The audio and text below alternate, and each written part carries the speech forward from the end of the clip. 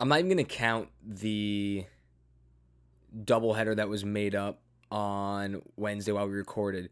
So just throw that out the door because those two games did happen, after this. But I'm going to just, for narrative's sake, the Mets have not won a game since we recorded last week.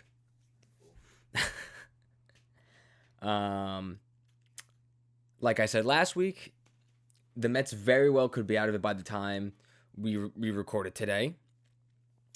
Haven't won a game, and now they sit 3.5 games out of first place.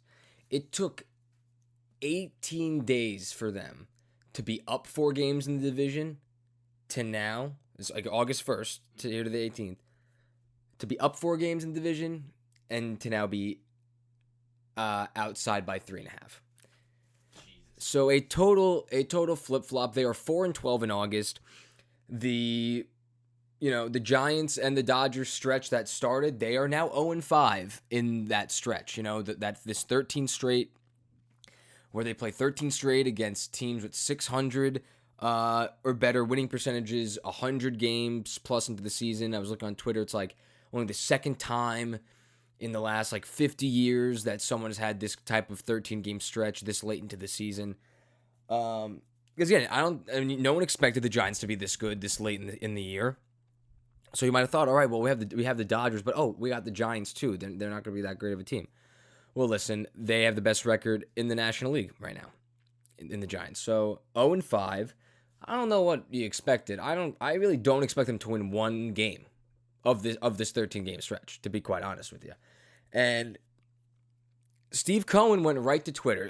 A lot of Mets Twitter buzz. Like if you love Mets Twitter, if you are one to feed into it, today was your day. This morning, Steve Cohen, in one tweet, calling out the players. I had it up. I wasn't sure if I was going to actually quote it directly, but you know what? Now that I'm on Twitter, why not? Let's get it right. Let's quote it directly. It's hard to understand how professional hitters can be this unproductive.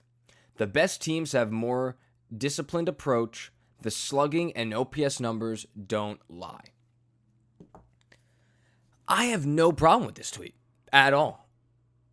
Now, yes, is it a little too late? Is this a tweet that's just the infuriating of what's going on? Or is this all right, I want to light a fire under my team? I mean, this is the owner of the New York Mets. I mean, it's very similar to what Hal Steinbrenner did with the Yankees when they were at 500 last month. He's saying, the players are unproductive right now. Zach Scott said that the Mets have played mediocre baseball for more than half the season, and we're lucky to be in first place. Where are the lies? I'm so sick and tired of but we need to be positive about this team. We didn't do a lot of the deadline because the clubhouse camaraderie is just it's so good and it's so important and they're all best friends. So we really don't want to break that up. They're having fun. Corporate talk. Literally, first off, go fuck yourself. And second of all, go fuck yourself. This is not a good team, and they have fallen under 500, so they are 59-60. I mean, I don't even know if I could say epic collapse like it was in 07 or 08 because they were 7 games up on the division in those years, going into September and in September. I think with this team it was injury. It might have been some, especially on the pitcher side, the first half of the year, some pitchers playing above what you'd expected. Guys like Taijuan Walker. Not that I don't think Taijuan Walker could be the pitcher he was in the first half for the Mets throughout his contract, which I definitely think he's capable of. He just hit a wall with innings. And so I think it's people coming down to earth. But at the end of the day, I don't even care if the Mets pitching was fantastic in the first half and went down to, not giving you length because of injury. This team still can't score runs. They can't hit a fastball down the dick. 2 days ago, Kevin Gausman threw 13 pitches for 13 fastballs in the first inning. 11 of them were in the zone down the middle, and one of them got put into play. I mean, all I'm seeing is just like late, fouled off. So is Steve tweeting this? Is it good now? Is it something that, you could be, Steve Cohen has been so positive with the Mets. And, even 10 days ago, he tweeted out, he's like, just talk to the team. I feel like they're ready. Like, we have this stretch in us. Like, we're ready to play. I'm wondering if the more business Steve Cohen is coming out and kind of just being like, what the hell? Enough is enough. But you could argue, was it the right time to do it? The offseason where he was really going to address things and, as big of a turnover as they had on the 40-man this year, I'm wondering what kind of turnover is going to lead going to the 2022 season. So you have that on one hand, and the owner calling out the players and trying to hold them accountable, and everyone just going, and all the players with their bullshit press conference going, we're not worried.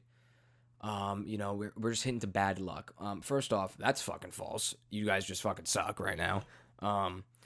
But I'd rather the players not do those types of press conferences and tell you how it is. And this goes into last night after Stroman throws 7 innings, gives up 3 runs, strikes out 8 or 9. Another great outing. Of course, he falls to 8-12. And his ERA is a sub-3. He's been one of the best pitchers in the National League this year. I mean, in baseball, in terms of ERA, sitting at like a 2.85 right now. And he's getting post-game questions that are, really, really, headed down a path that it'd be answered of him throwing his teammates under the bus and being like, they're like, oh, like what? Why are you guys struggling so much? Marcus Stroman is one of the best teammates on this team. When they're going right, he's supporting this team. First one out of the dugout with home runs, and you expect him to say, we're not winning because we're not scoring runs, and this offense stinks right now, and they are, and I'm holding up my end. Blah blah. He's not gonna say that. Even if he feels it, I don't even think he feels that way. This is him. Baseball. It's and his mindset is always living in the present. His start happened. He's looking for he's looking at his next start against the Dodgers. So, and I feel like he learned it quick, and he knows it. Baseball, you can only control what you can control, and he did. He gave 7 innings of 3 runs, and of course Tim Healy from Newsday had to make a story about Stroman.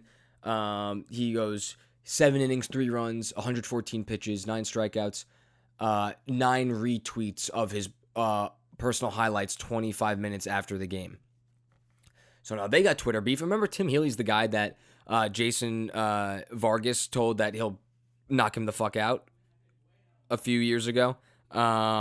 So just like Stroman says, it's a poo-poo take. I need to buy them for us.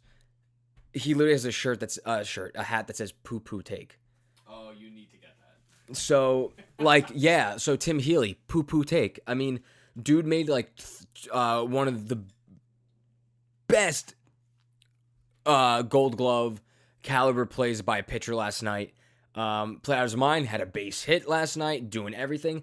As a team that's going this bad right now, I think that he's allowed to retweet accounts tweeting out the play that he made on the mound, or tweeting people, retweeting people tweeting Stroman's line, like his game line, and allowing to celebrate what he did last night, especially when the team is scoring 3 runs, no runs, 2 runs. I mean, some home runs are just coming a little too late. Alonso's 2-run homer a little too late last night.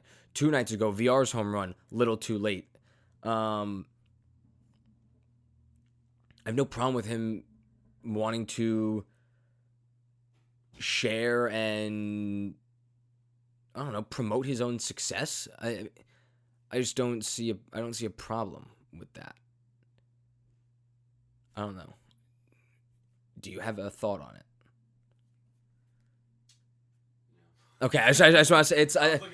No, it's yeah, but it's just like my entire, and because I follow Stroman and he's like literally he's personally, he's probably my favorite Met right now on this team. And when you have, I mean, all of my Twitter feed is his name. I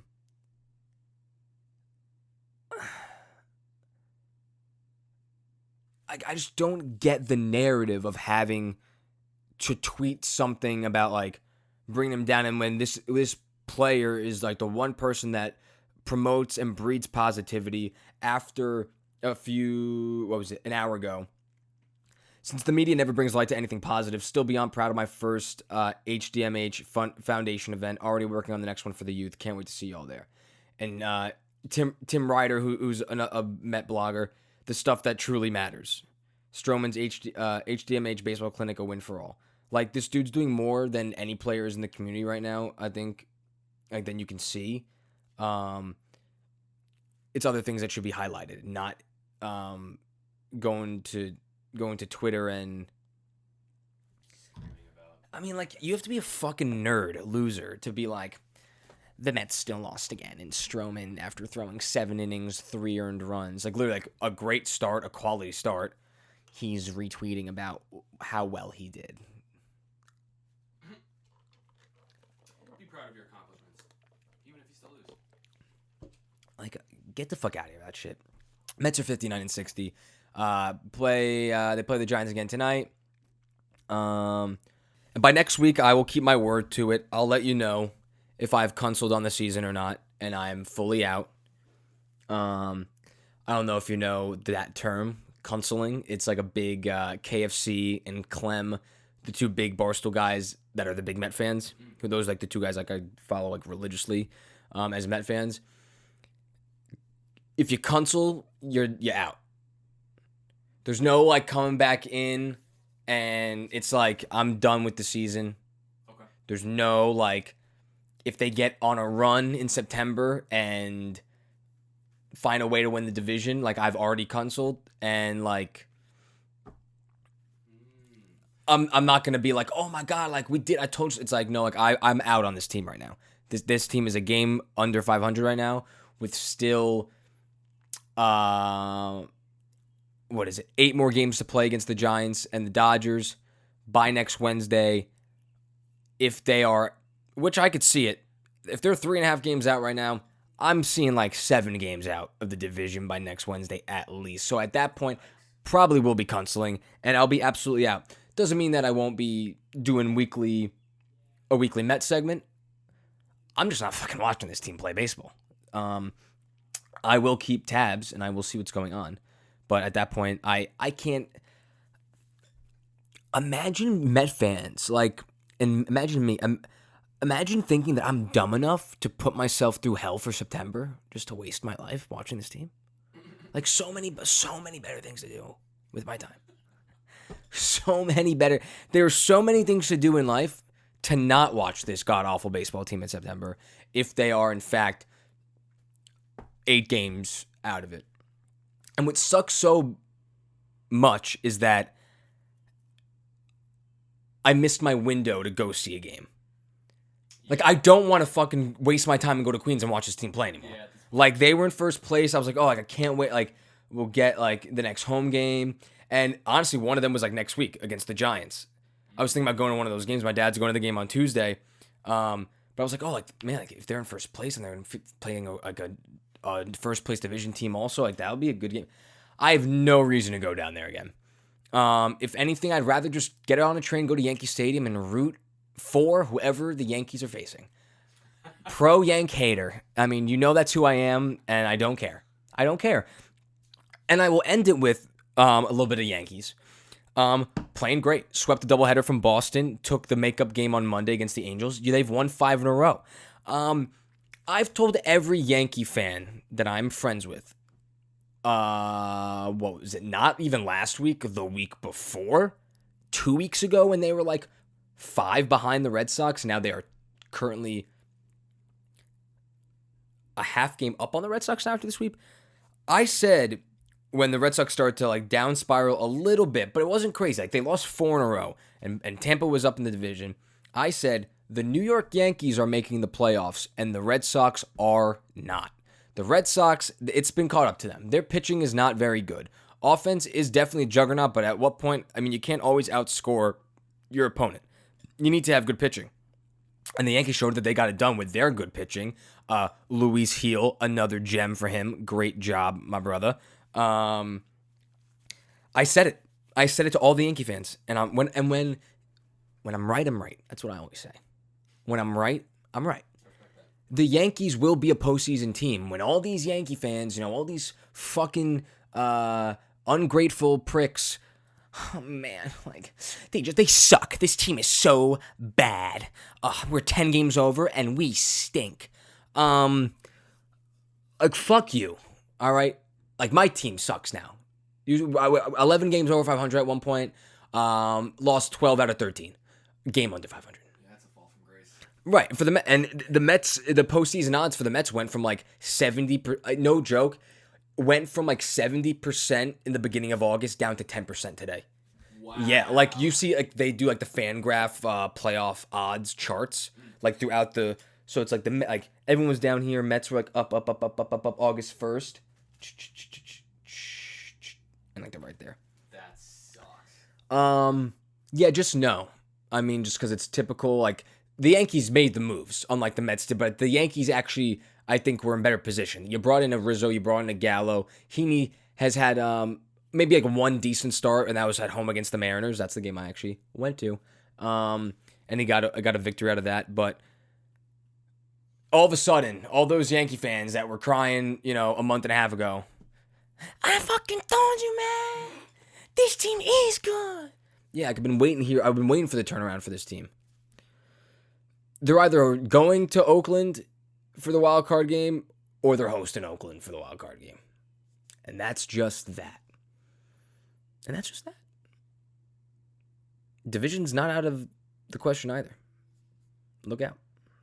Look out, Yanks.